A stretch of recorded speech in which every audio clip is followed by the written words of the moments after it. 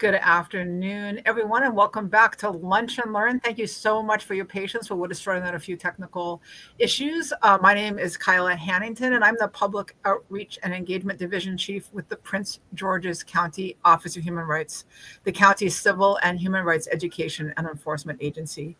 With me today as co-host are Tiana Davis, also from the Office of Human Rights, and Dr. Audrey Lau from the Prince George's County Memorial Library System.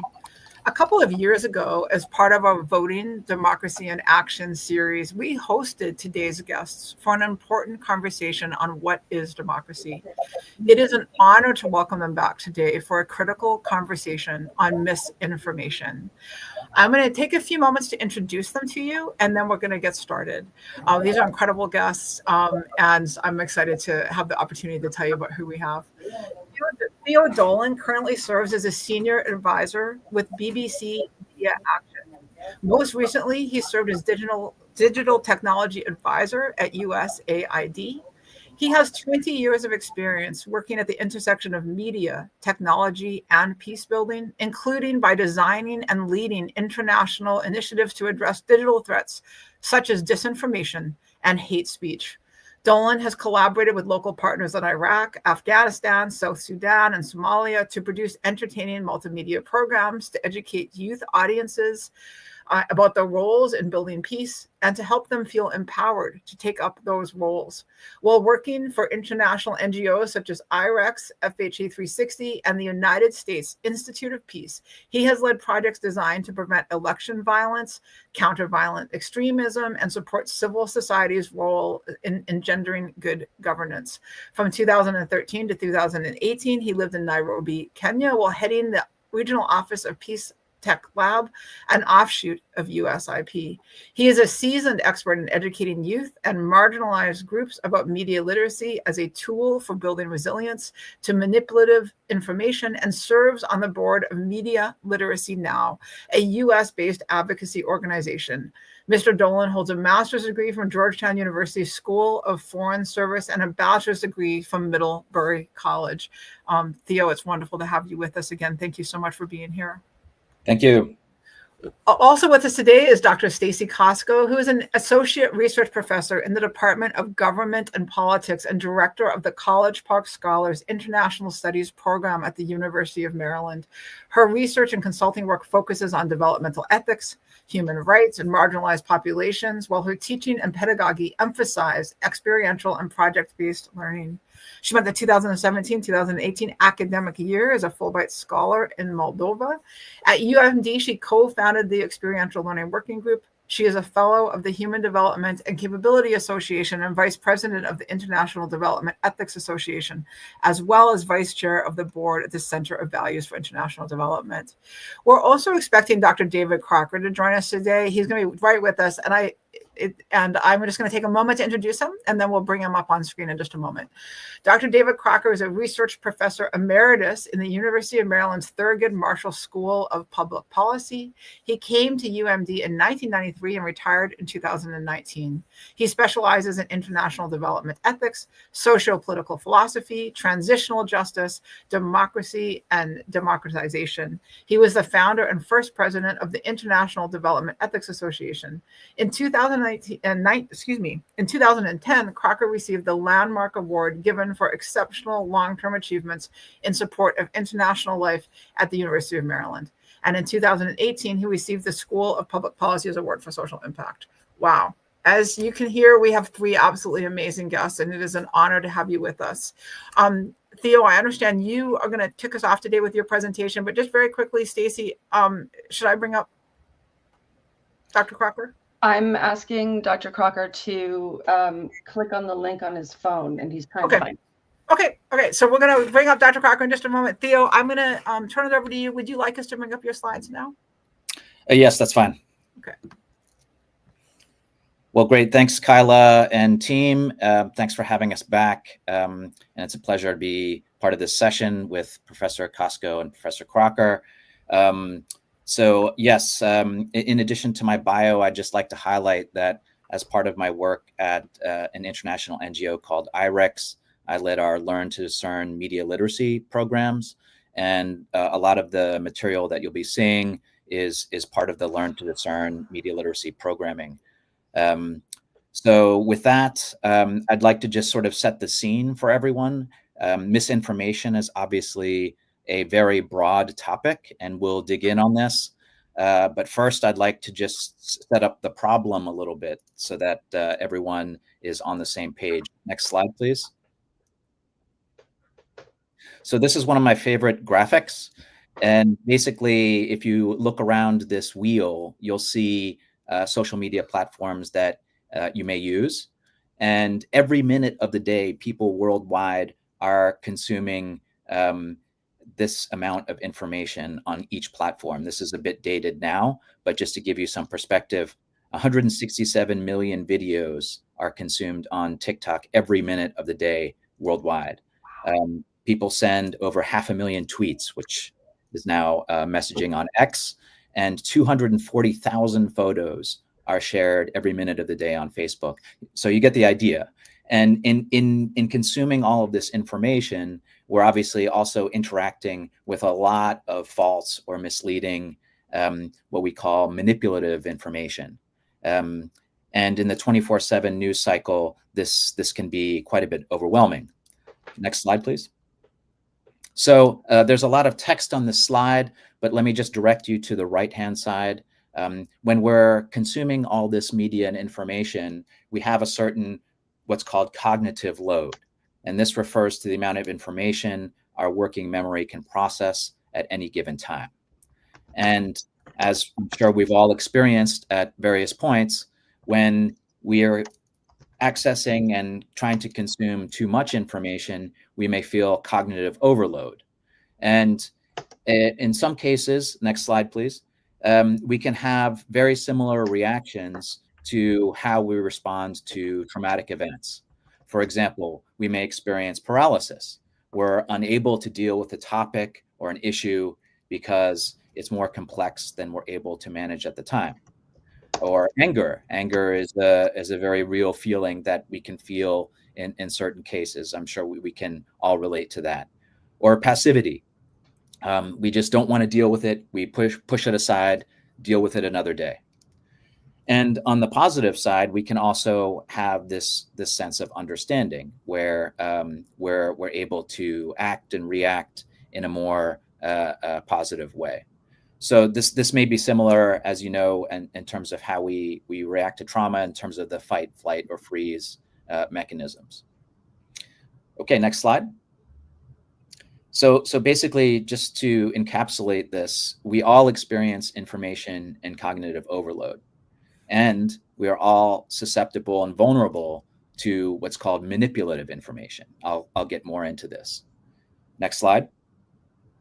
So what do we mean about manipulative information? So at IREX, this was an umbrella term that we used to encompass all of the different types of digital threats that you see listed there in bullet points. So misinformation, for example, is generally regarded as false information that can be accidentally spread, whereas disinformation is more commonly seen as false information that can be spread with the intent to cause harm. Obviously, you can't always determine intent when you're accessing and processing and spreading information. So it's a little bit of a murky area in terms of the difference between mis and disinformation. Malinformation refers to private information that is spread without the permission of someone. For example, if a journalist's personal information is shared on social media without that journalist's permission. So, and these other examples, I'm sure you've come across in your day-to-day media consumption habits. And all of this we basically consider to be called manipulative information. And these definitions, honestly, are very debatable, and they're still hotly debated to this day. So you can dig in further on this, but just keep in mind that these are often considered controversial terms. Okay, next slide, please. So why are we as humans vulnerable to manipulation? There are a lot of reasons, some of which you're probably more familiar with than others. So first off, our digital devices are designed to be addictive. This is clear. And also the social media apps that we use are similarly designed to be addictive. And related to that, we as humans filter information through our emotions and biases. Our brains are hardwired to react to media and information with our emotions. This should not be a surprise. But also, we tend to process information through our existing biases. You may have heard of a more common bias called confirmation bias, which means that when we are looking at, for example, a news post, we like to look at news that reinforces our own views and perspectives because it makes us feel good. We don't like often conflict, so we want to look at news that reinforces our existing viewpoints. That's called confirmation bias. And so this reinforces a lot of what the social media platforms rely on by designing their algorithms to keep us into what's called filter bubbles, right? So they keep us into these filter bubbles that provide a lot of similar information that feed into our biases. And then in terms of information distribution these days, as I said, we're in a 24/7 news cycle where it's very easy through social media apps, various online tools to access information any time of day. It's incredibly fast and far-reaching. In terms of manipulative information, it's very cheap and easy to spread false and fake information as well. And it's also very profitable. Clickbait, for example, is a multi-million-dollar industry. And I'm sure everyone experiences clickbait quite a lot. That's just one example, but there are other cases.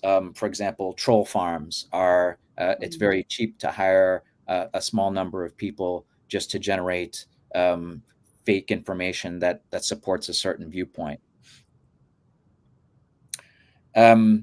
Also, just to reference a study that was conducted a few years ago by MIT, they found while analyzing an entire body of Twitter data that false information spreads 6 times faster than factual information. And this links to all of the factors that I've already mentioned about why we're vulnerable to misinformation. There's something about how our brains operate that draws us to false information. Next slide. Okay, so what are the impacts of various types of manipulative information, and what can we do about it? So in general, traditional formal and informal education structures like schools and family units aren't preparing younger people. I'm sure for those parents out there, you're struggling with this as well on a day-to-day basis. Currently, there are 22 states, perhaps more now, in the US that have media literacy laws at the K through 12 level on the books. So that means that schools are integrating media literacy and critical thinking into the school systems. And that's a very powerful way to address mis and disinformation and other types of manipulative information. But again, it's only 22 states, and the trick is actually in the implementation of those curricula. So what are the impacts of manipulative information? Basically, I'm sure we're all familiar with how it can further polarize social divides. This type of manipulative information can erode trust in traditional media and in democratic institutions, and it can threaten the integrity of elections and further inflame violent conflict around the world. There are all kinds of cases that we've seen if you follow the news in recent days. And to expand on this topic, I'd like to pause here and turn it over to Professor Kosko and Professor Crocker to talk a bit more about how manipulative information can impact society and democracy. And at the end of that, I'd like to come back again to these slides to offer you all a couple of practical tools on what you can do to build your own digital resilience to manipulative information. So let me turn it over to Professor Kosko. Thank you, Mr. Dolan. I am going to set my timer so that I don't talk too long, which is an occupational hazard for professors. So yeah, great. So I just wanted to give a very specific example that also relates closely to my work in human rights and marginalized communities and gender-based violence, which is technology-facilitated gender-based violence. And I'll just be 5 minutes, and then hopefully we can get Dave Crocker to get his text sorted out. And in the meantime, can we get the next slide? So technology-facilitated gender-based violence, say that 10 times fast, takes many forms. These are just a handful of them. So online gender and sexual harassment, and we're all familiar with what that is, whether it's Facebook, whatever, any one of those platforms that Theo showed you. Cyber stalking is what it sounds like.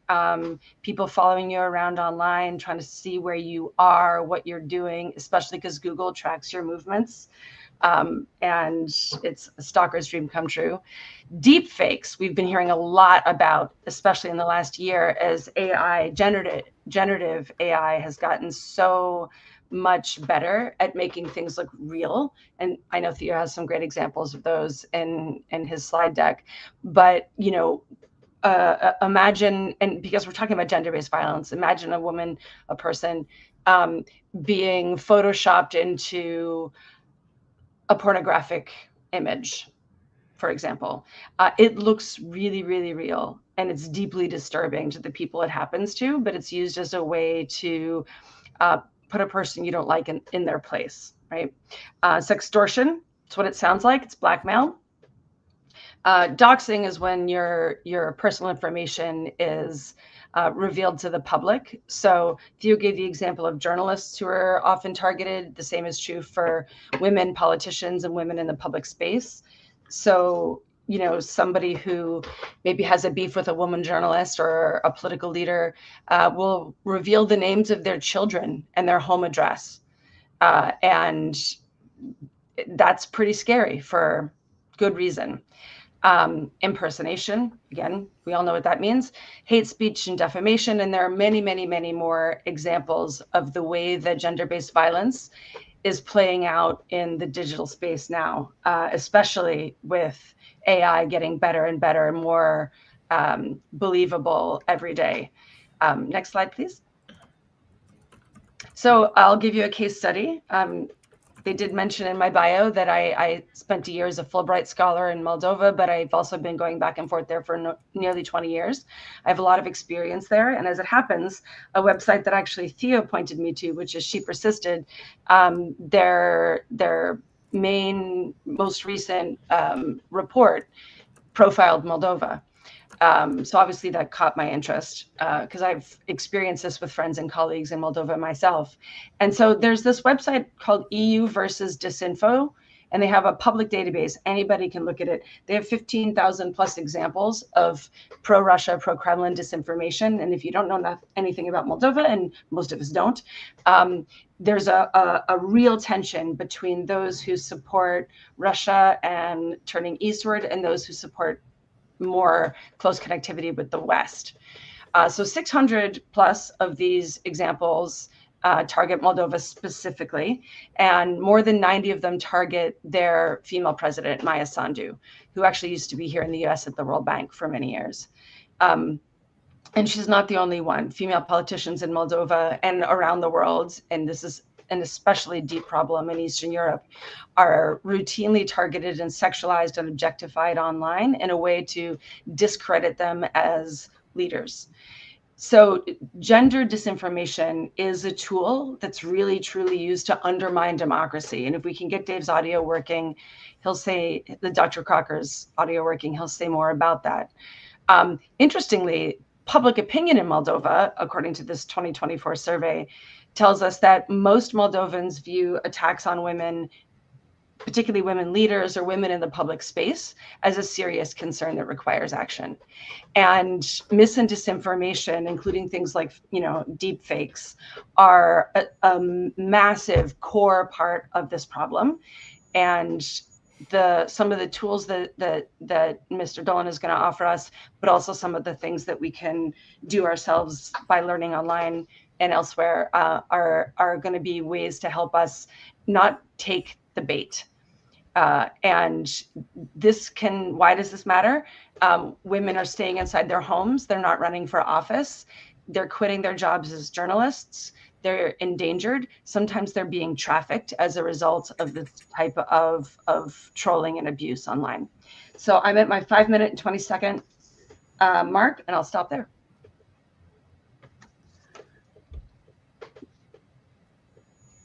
Dave, can you hear us?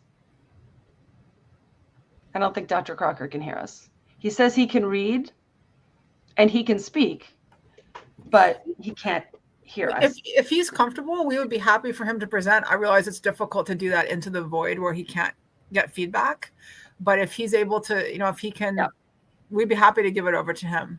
Yep, I'm telling him that now.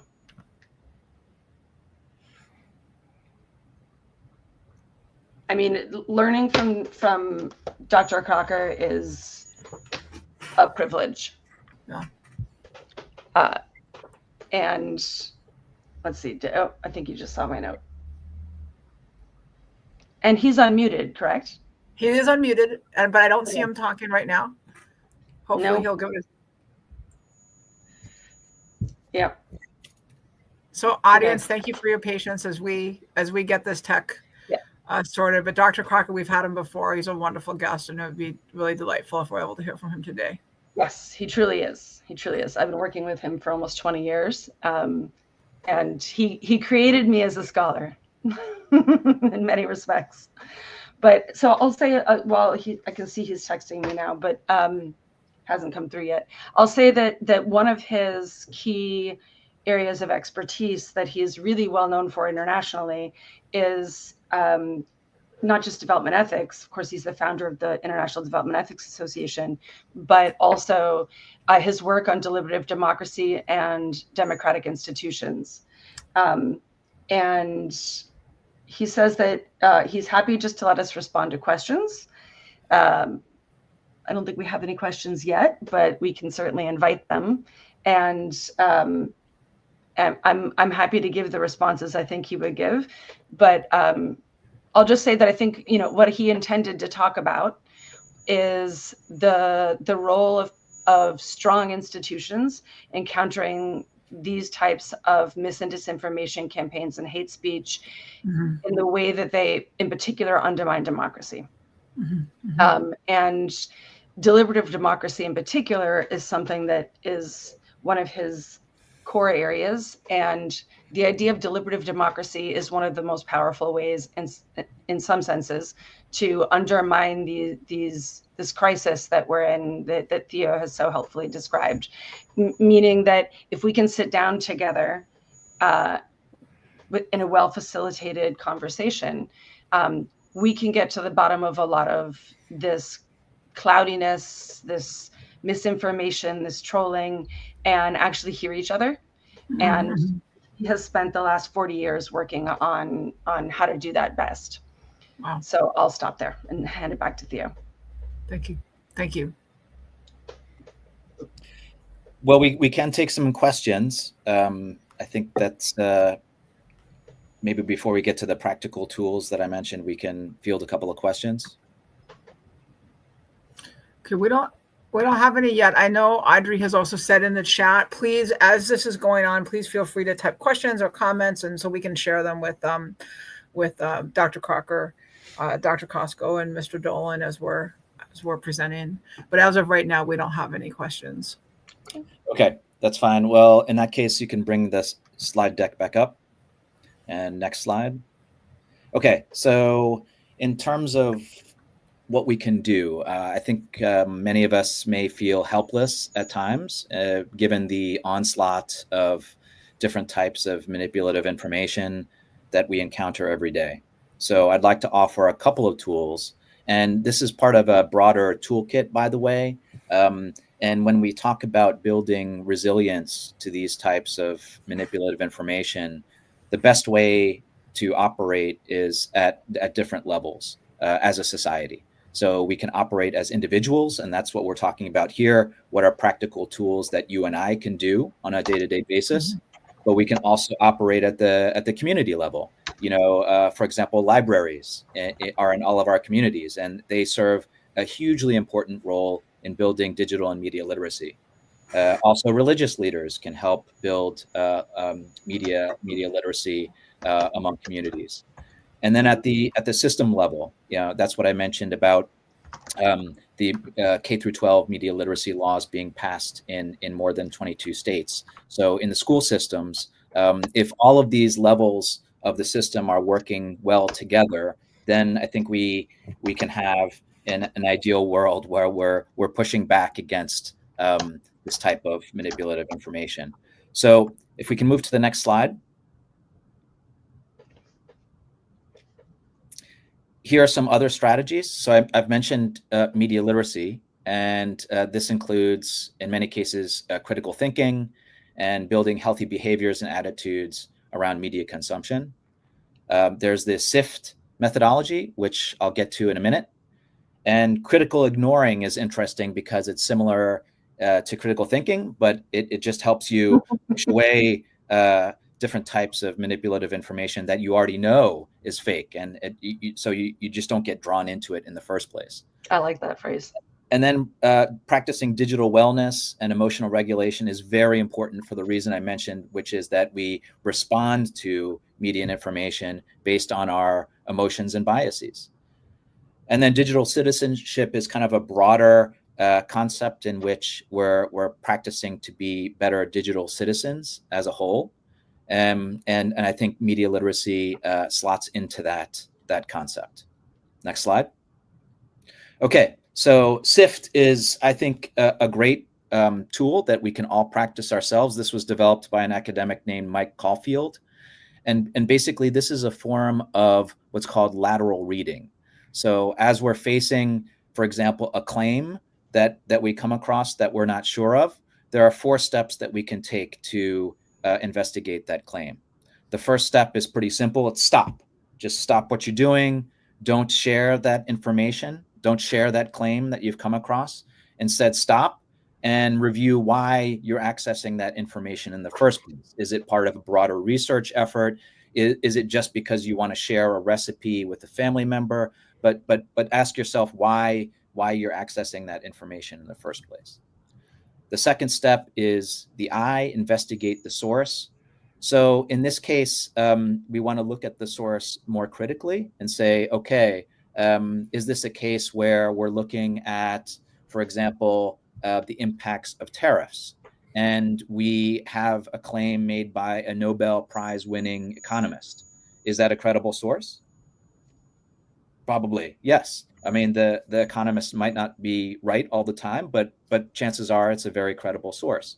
Whereas if we're looking at a claim about the health benefits of milk, then and the claim comes from the dairy industry, then we might question, okay, so perhaps that claim is factual, but the dairy industry wants you to drink milk. So perhaps they have their own motivations for sharing that information.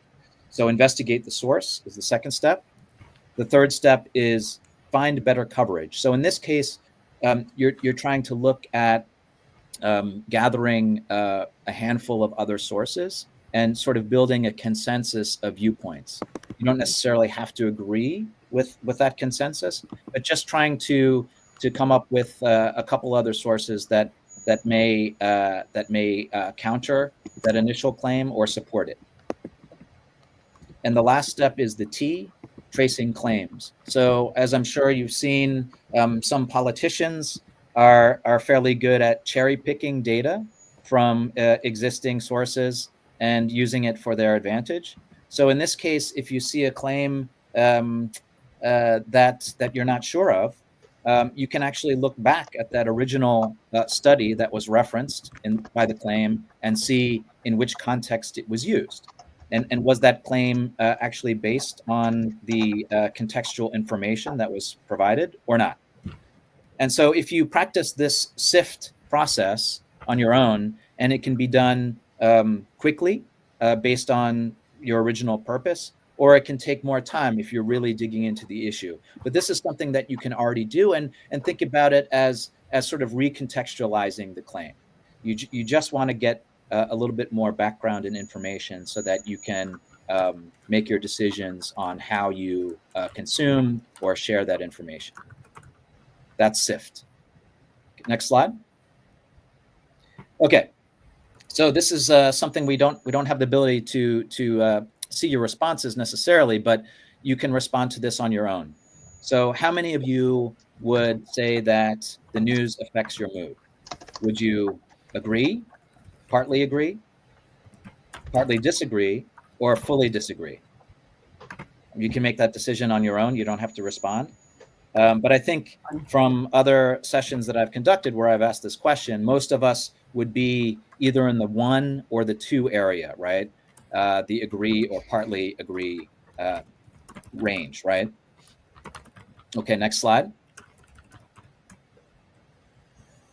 Okay, so I'd like to introduce to you an exercise that was developed at IREX as part of our Learn to Discern Media Literacy program. It's called Name It to Tame It. And this is an emotional regulation exercise, which again, you can practice on your own. And it may take some practice, so I'll offer you some practice.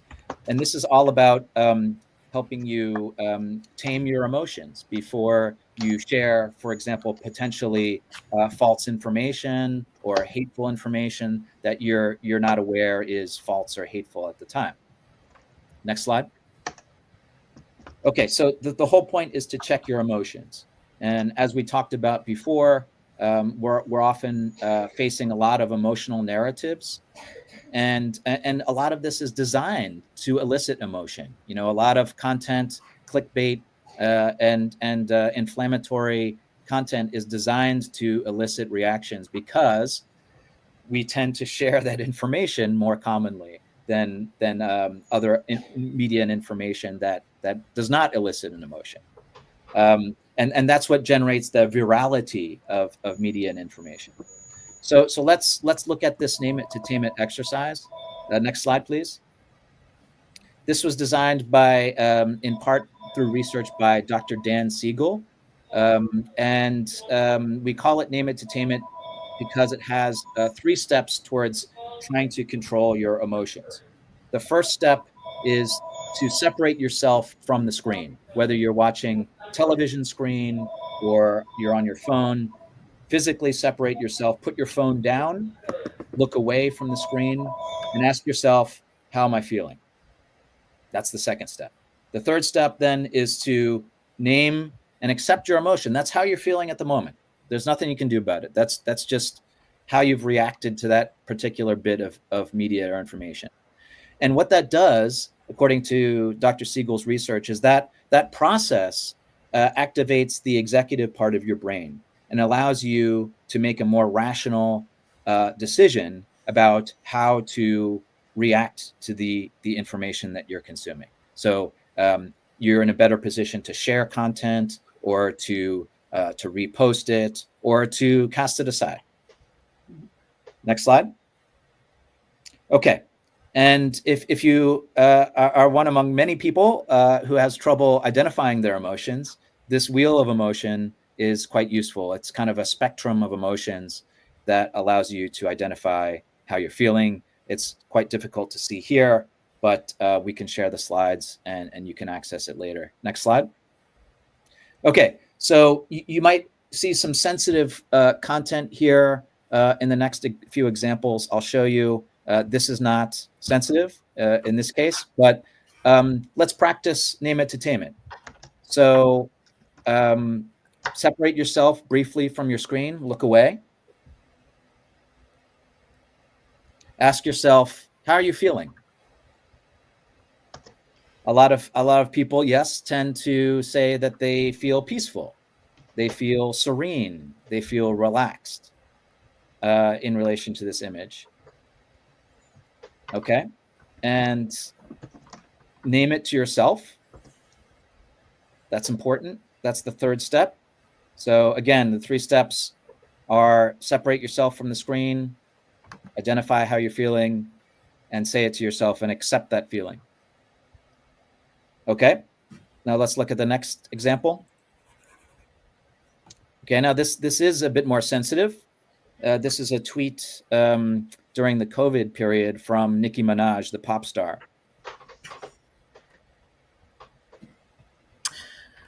Can I get you to read that out loud for people who may not be able to read the screen? Sure. And again, this is an actual tweet from a pop star, so I don't have any responsibility for this, but this is taken directly from the X platform, from Nicki Minaj. My cousin in Trinidad won't get the vaccine because his friend got it and became impotent. His testicles became swollen. His friend was weeks away from getting married, and now the girl called off the wedding.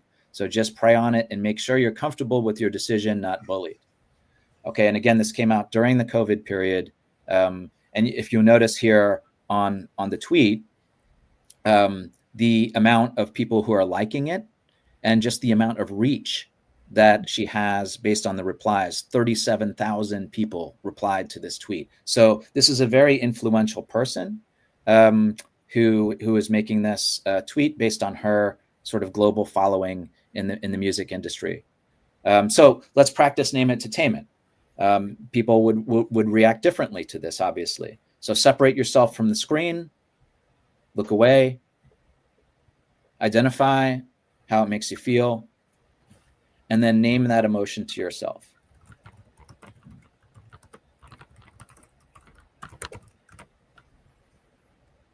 Okay, yes. People tend to respond in different ways, but younger generations would say that they're disappointed, or they feel stressed. There are a whole range of emotions related to this, and many people are fans of this artist, so it can elicit a lot of different reactions. All right, let's move on to the next slide. Okay, here's a headline. Historians confirm Lewis and Clark set out on expedition to justify purchase of expensive camping equipment. So this obviously comes from The Onion, and is a comedic headline, but we come across these pretty regularly as well. And again, this is something that may be taken seriously by some people. So let's practice name it to tame it. Look away from your screen. Identify how you're feeling, and name that feeling to yourself.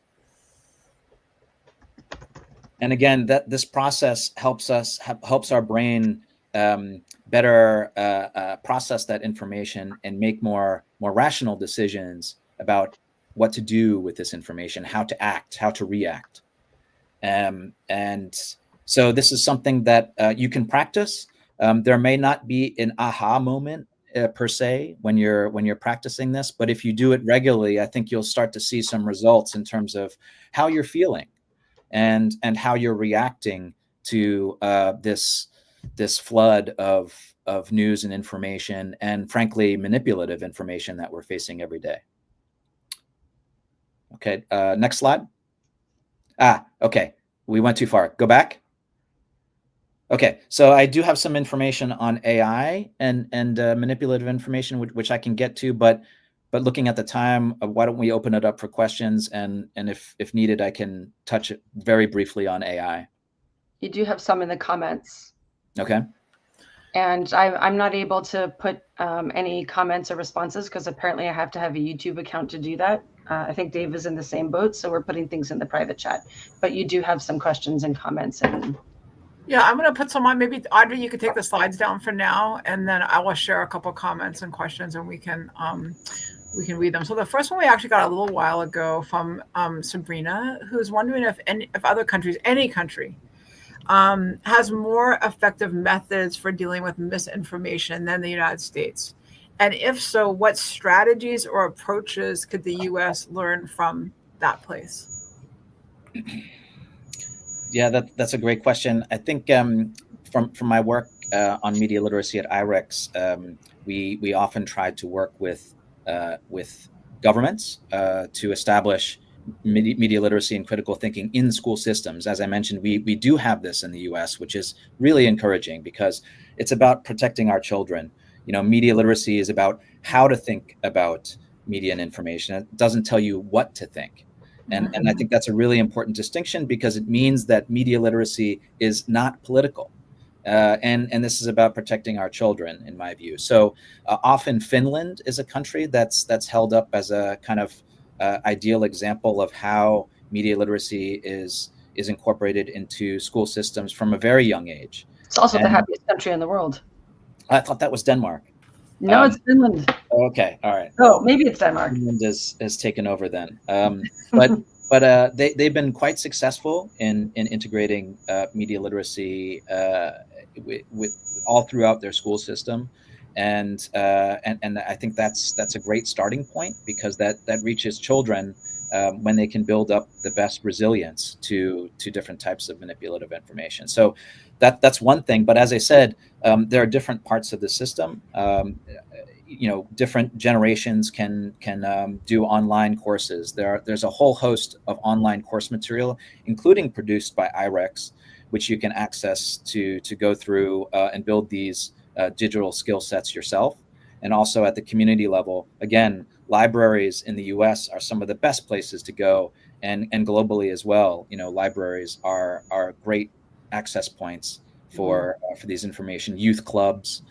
We've worked at IREX with a lot of youth clubs as well, because youth are often the generation which takes the lead in building digital resilience. Those are just a few examples.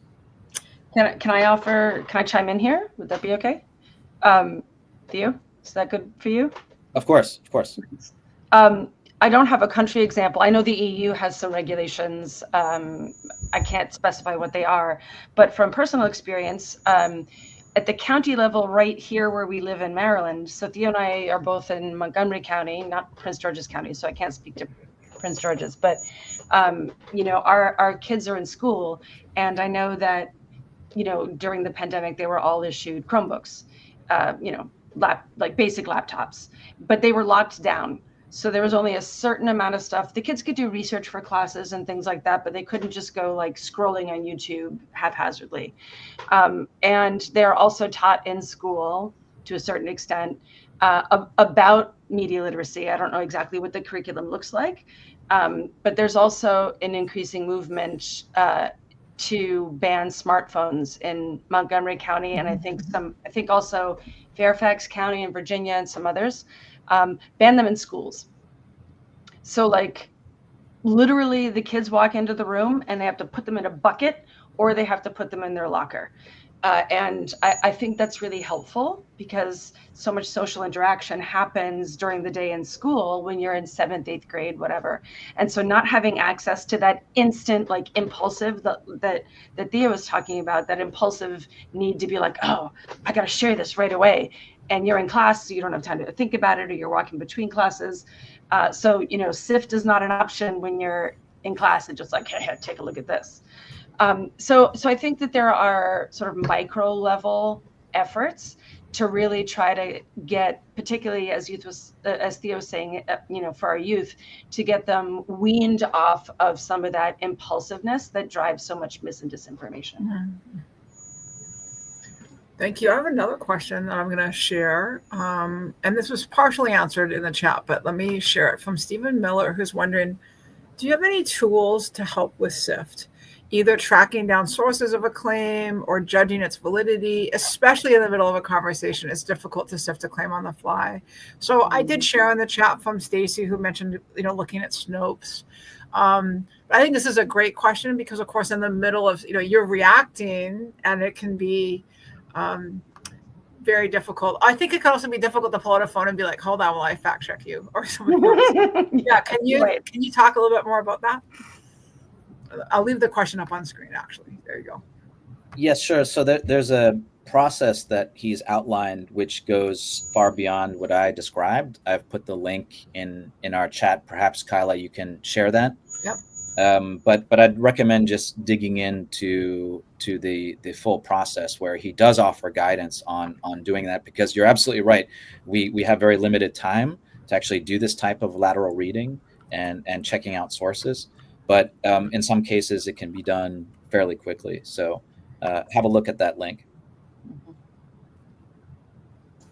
I have a quick question. A lot of us see things on social media and we think, well, that's really stupid, and it's, similar to the last post or the second to, of your examples, numbers 2 and 3.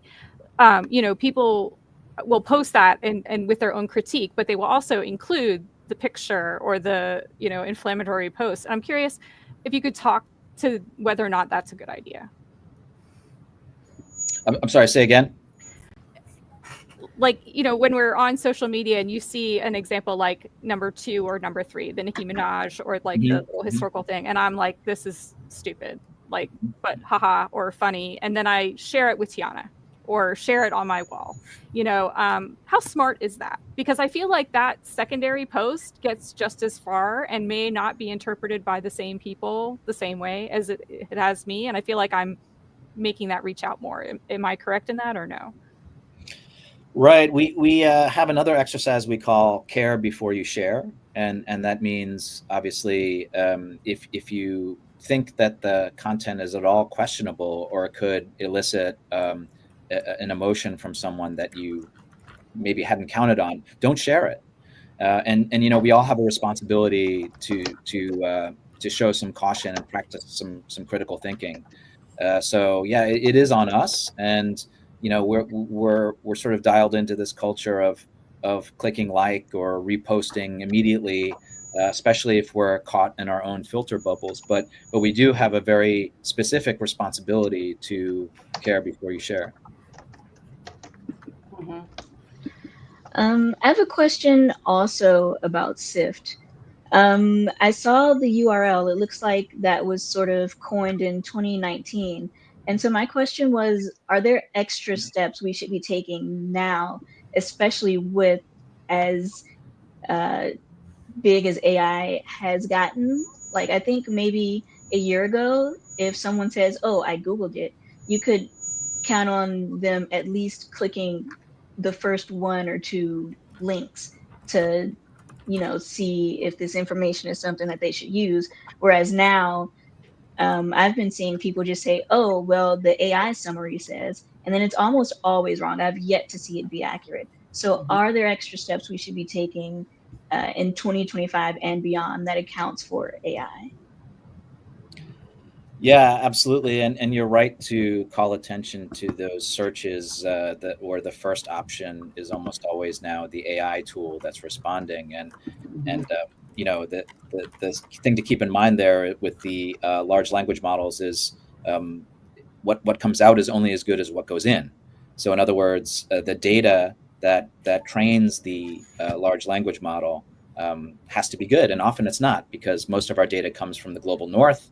And so often the global south is underrepresented or misrepresented. There are a whole host of problems. Can you hear me? That goes along with that. Yes. You can? Okay. Well, I just want to say one main thing here, and that is that finding and implementing the right strategy to deal with all the negative aspects of social media is really a job for democratic citizens as individuals, but also for communities that are democratic, whether that be small, local, state, national, or global. And so part of the lesson to be learned is that Democrats together have to find different strategies, and also they'll disagree with each other. Mm-hmm. And they'll have to learn to interact, give and take, deliberate what's the best way to go about it. Mm-hmm.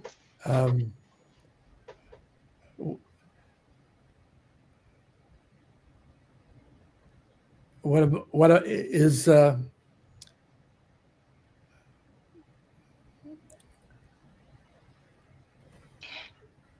Dave, the situation in Gaza a war crime or not? Mm-hmm. Is it genocide or not? That's the matter to be discussed and deliberated. And we can't dodge those questions. Mm-hmm. And they may get lost in all the other stuff. Pursuit of truth is part of the democratic responsibility. And the pursuit is just as important as the achievement. And they're both related to each other. So let's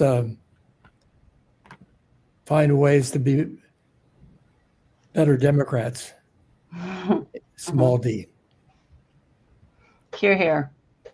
I think that distinction, and I know he can't hear me, but I think that distinction between, the pursuit itself being important and the outcome being important matters a lot.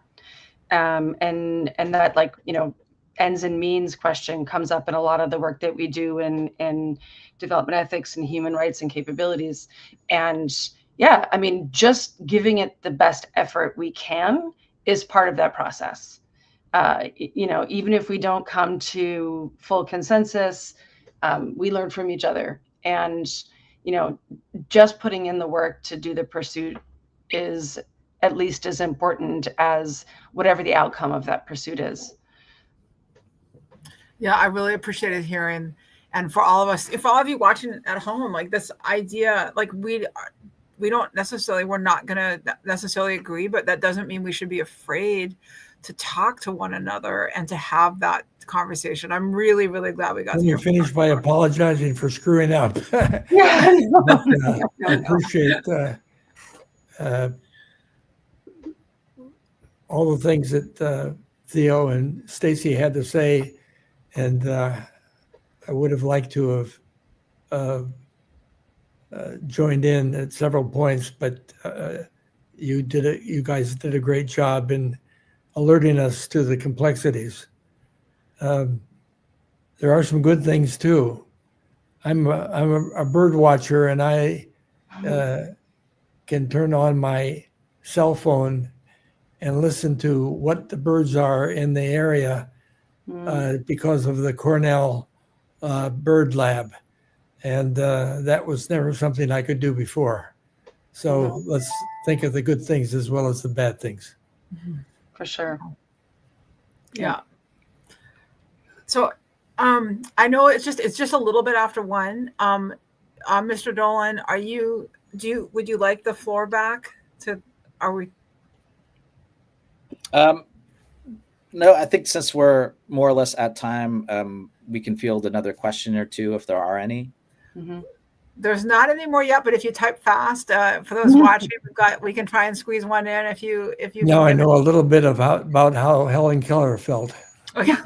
So those of you watching at home, in case it's not obvious, Dr. Crocker cannot hear us, but he has been very game to be with us this whole time and also to share. I'm going to start doing closing, but if we do get a comment, I will interrupt myself to make sure that question gets answered before we close, because we are at time. I do want to thank everybody who joined us today. And again, for your patience as we tried to work through some technology issues, and for joining us for such an important conversation. Obviously, the issue of misinformation and how it impacts democracy is really a big deal. Thank you to Mr. Dolan, Dr. Kosko, and Dr. Crocker for being with us again. We had you a couple of years ago for really an amazing conversation, and we're delighted that you chose to spend your time with us today, and for your patience as we work through some technology things. Again, for people watching, we hope that you have gotten some takeaways that you can use to help you as we navigate together this online world of reels and tweets and clips and deep fakes and AI and this eroding trust in institutions. Thank you for choosing to spend your time with us. You are why we do what we do. And we hope that you got something out of today that you can take away with you. We also hope that we'll see you again at one of our other upcoming events. Next week's Lunch and Learn, we welcome author Caleb Gale about his new book, Black Moses. And other August Lunch and Learns include Amy Hansen and Wanda Diaz-Merced in conversation about their book, Wanda Hears the Stars, A Blind Astronomer Listens to the Universe, about Wanda's astrophysics journey. And later in the month, we'll have a special panel discussion on the 20th anniversary of Hurricane Katrina. You can learn this and about all our upcoming events by going to civilrights.mypgc.us. And please check out the many things the library has coming up for you each day by visiting pgcmls.info/events. I also want to invite you to reach out to our office. Theo mentioned he would share his slide deck. If you're interested, I'm going to try and put our office's email address up on the screen. No, I'm going to say it out loud because I don't have it to put up. It's OHR staff, all one word. So think Office of Human Rights, OHR staff at co.pg, oh, there we go, .md.us. It's in Spanish, but you can get it there, OHR staff at co.pg.md.us. Email me and just let us know you're looking for that slide deck, and I'll make sure to share it. I'll get it from Theo. Again, Dr. Crocker, Dr. Kosko, and Mr. Dolan, thank you so much for being with us, and best wishes to everyone for a wonderful week. All right, bye-bye. Thank you so much for having us. Thank you. It was really fun. And we're very lucky to have Theo in the lead.